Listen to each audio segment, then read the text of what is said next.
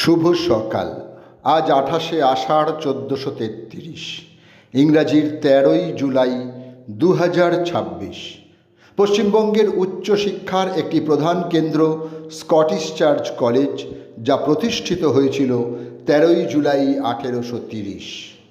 13ই জুলাই 1929 বিপ্লবী যতীন্দ্রনাথ দাস অনশন শুরু করেন। 63 দিন অনশনের পর 13ই সেপ্টেম্বর 1929 24 বছর বয়সে জেলেই তাঁর মৃত্যু হয়। রোম সাম্রাজ্যের একজন সেনাপতি ও একনায়ক জুলিয়াস সিজার জন্মগ্রহণ করেন খ্রিস্টপূর্ব 101 বা 100। লাতিন ভাষায় তাঁর লেখা গদ্য সাহিত্য জায়গা করে নিয়েছিল বাকিদের সঙ্গে। যে সমস্ত ঘটনার ফলে তাঁর সমসাময়িক ও ঠিক তাঁর পরবর্তী যুগে রোমের প্রশাসনিক চরিত্রে ব্যাপক পরিবর্তন সাধিত হয় ও রোম একটি গণতান্ত্রিক থেকে একনায়কতান্ত্রিক সাম্রাজ্যে পরিণত হয়। এলাম, দেখলাম, জয় করলাম, এটা ছিল জুলিয়াস সিজারের বাণী। নেপালি ক্যালেন্ডার অনুযায়ী 29/3 অথবা ইংরাজির 13/7 প্রতি বছর নেপাল সরকারের তত্ত্বাবধানে পালিত হয় ভানু জয়ন্তী। শুধু নেপাল নয়, বিশ্বের সর্বত্র বসবাসকারী নেপালি ভাষার মানুষজন এই দিনটি পালন করেন। এই ভানুভক্ত আচার্য ছিলেন একজন নেপালি ভাষার কবি, অনুবাদক ও লেখক। নেপালি ভাষার আদি কবি হিসেবে তিনি শ্রদ্ধায় ও সম্মানের আসনে বিরাজিত। আজ কবির জন্মদিন, সময়টা 1814। দার্জিলিংয়ে যারা বেড়াতে গেছেন দেখবেন দার্জিলিং ম্যালে তাঁর একটি সোনালি রঙের মূর্তি স্থাপিত আছে আজও। সুরের কোনো দিগন্ত হয় না, সুরের বিচরণ সর্বত্র। পৃথিবীর নানা প্রান্তের সঙ্গীতের বৈশিষ্ট্য আলাদা আলাদা, তেমনি ভারতীয় শাস্ত্রীয় সঙ্গীতের খ্যাতি বিশ্বজোড়া। তবে এবার বিশ্বের সীমানা ছাড়িয়ে মহাশূন্যে পাড়ি দিয়েছে তাঁর গান। তিনি সুরশ্রী কেশরবাই কেরকার।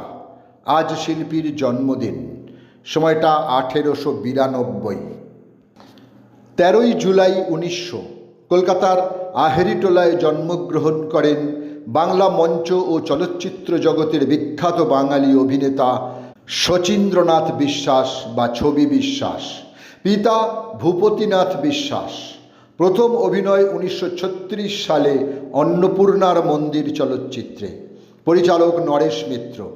এছাড়া তিনি অভিনয় করেন সত্যজিৎ রায়, তপন সিংহ ও অন্যান্য আরও পরিচালকদের সঙ্গে। বহু বাণিজ্যিক সফল চলচ্চিত্রের তিনি একজন সফল অভিনেতা।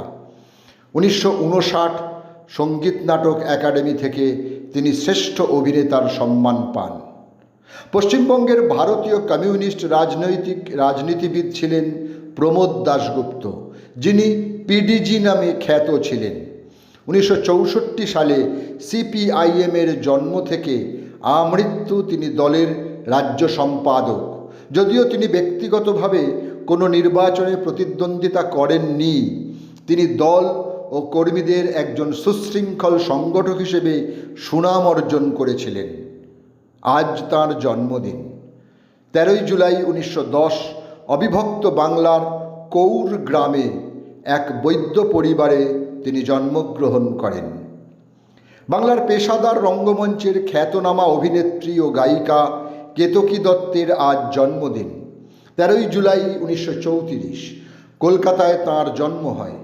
শৈশব থেকেই তিনি পেশাদার অভিনেত্রী ছিলেন।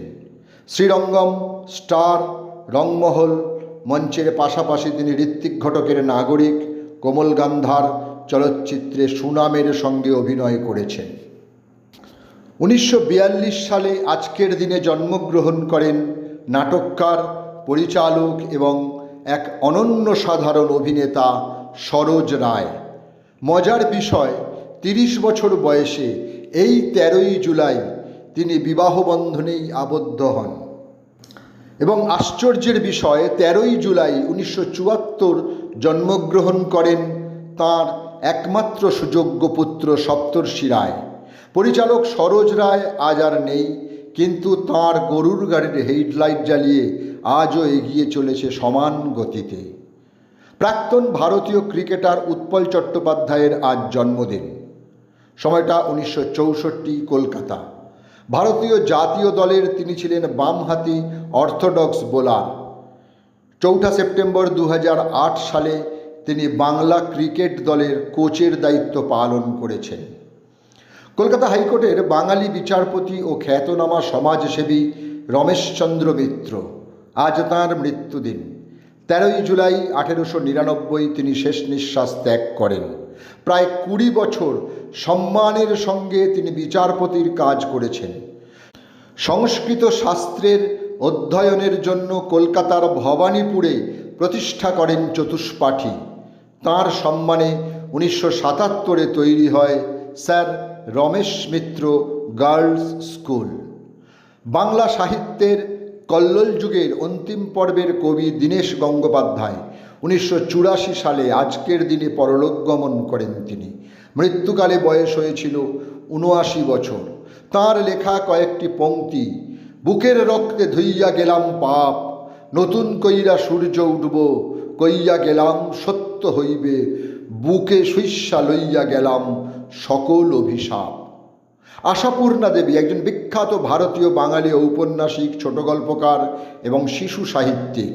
তাঁর প্রথম প্রতিশ্রুতি, সুবর্ণলতা, বকুল কথা উপন্যাসত্রয়ী 20 শতকের বাংলা সাহিত্যের শ্রেষ্ঠ রচনাগুলির অন্যতম বলে বিবেচিত হয় আজও।